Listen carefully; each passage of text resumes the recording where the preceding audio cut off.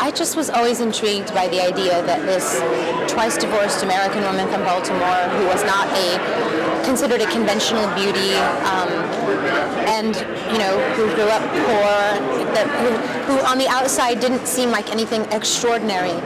That the king at the time, the King of England, Edward VIII, he was the most powerful man in the world, and he gave up this position, this throne, for the woman he loved, and to me that's an astonishing sacrifice. So I wanted to understand the nature of that sacrifice. David, let's stop all this talk about marriage. It frightens me, and I can't see any good coming of it. Why? Your family will never stand for it. The Prime Minister won't stand for it. Then I'll give up the throne.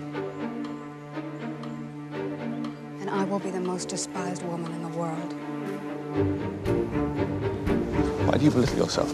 They would be lucky to have you as their queen. The film, well, it is that, there is no such thing as perfect love, but on the other hand, I do believe that romance, and I do believe in true love, and I do believe that it exists and it is possible for everyone, if you're willing to make those compromises.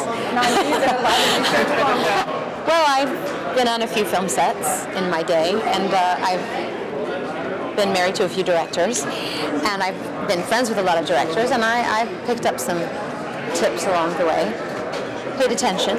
I was sent the script that it was so very unique in the sense that it's an historical tale, but then there's a woman who exists in the future from my character's perspective. There's a woman who exists in the future who could have been everything that Wallis might have had she lived in a different time, and she's a fictional character, and Wallis is really rooted in a historical truth.